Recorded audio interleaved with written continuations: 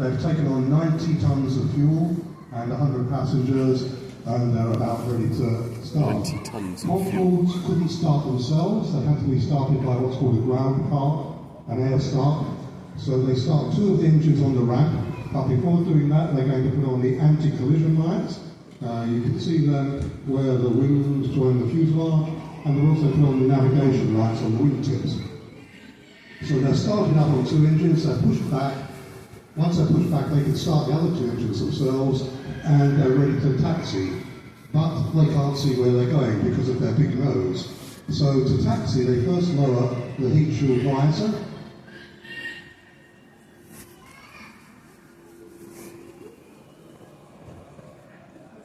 Heat shield visor. Now with the heat shield visor lowered, you can see a bit more, but you still can't see the yellow taxi lines that point out to the runway.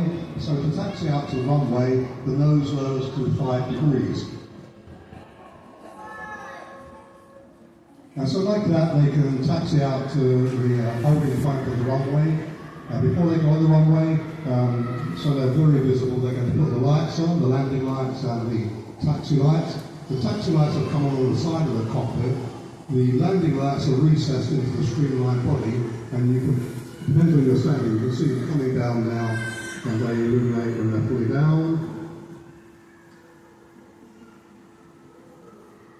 So we're ready to go on the runway. We go on the runway. Nearly every other airliner, you calculate the throttle setting before takeoff, depending on the weight and the weather. Concorde, you don't do that, you just put all 4 throttles to maximum, accelerates very fast, but then at 70 miles an hour, the reheat afterburners kick in, and it accelerates away to 250 miles an hour, faster than a Formula 1 car, and then it lifts off and starts heading towards the Bristol Channel. As they're going up, they're going to put the landing lights and the taxi lights on, and start getting it ready for its supersonic profile. So the nose will go up to 0 degrees.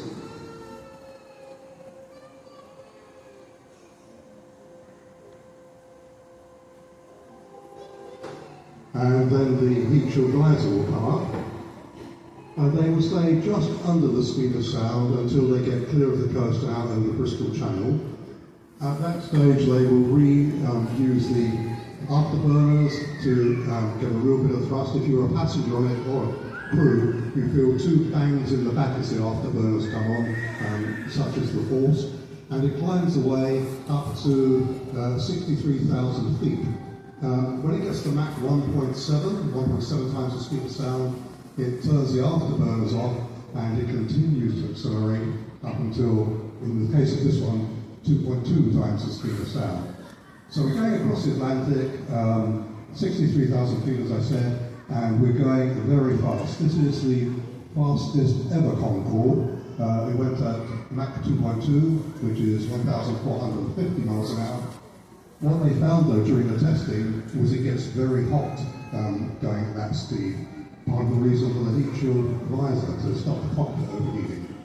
And if the airline ones, if British Airways and Air France had run at that speed, the metal would have been weak and would have a shorter life. So the airline ones for 100 miles an hour saw 1,350, but we go at 1,450, much faster than a rifle bullet. So when we get towards the States, 150 miles from the coast, we have to start slowing down. It takes a long while to slow down. 50 miles from the coast, we're just about subsonic, so we won't give those Americans a sonic boom, and we start heading in towards JFK. As we're approaching JFK, we're getting ready to land. To make ourselves very visible, we're going to put the landing lights back on, and the taxi lights. So as we're approaching the airport, 50 miles or so out, we'll start getting into this landing profile. We put the heat shield visor down again.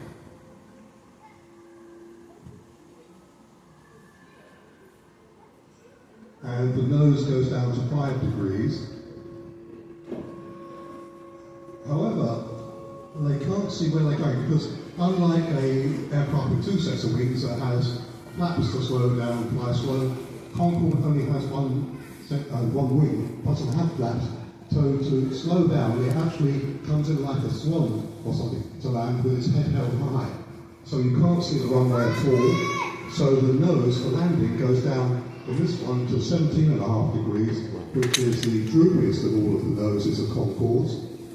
The reason being that when the airline pilots started practicing on it, they didn't like the fact that they can't see the nose. So the airline ones, the nose, they worked out where it needed to be.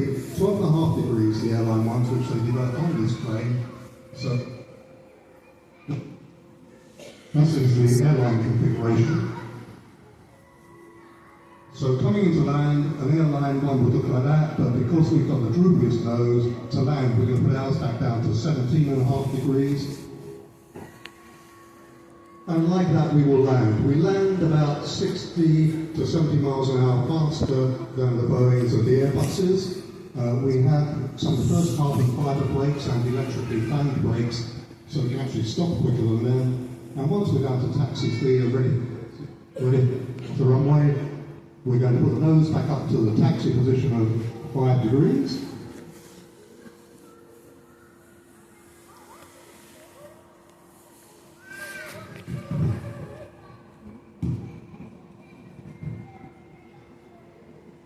And like that, we're going to taxi off the runway to the terminal building. Once the air bridge is connected and our high-paying passengers are ready to get off, we want them to see her in her speaker's profile. So we'll put the nose up to 0 degrees. We'll turn the lights off, please, crew. And then we'll put the heat shield visor up. They do that so when they walk off the air bridge, it looks cool. And that's it. It doesn't look ugly with the bit there. And thank you for watching the demonstration.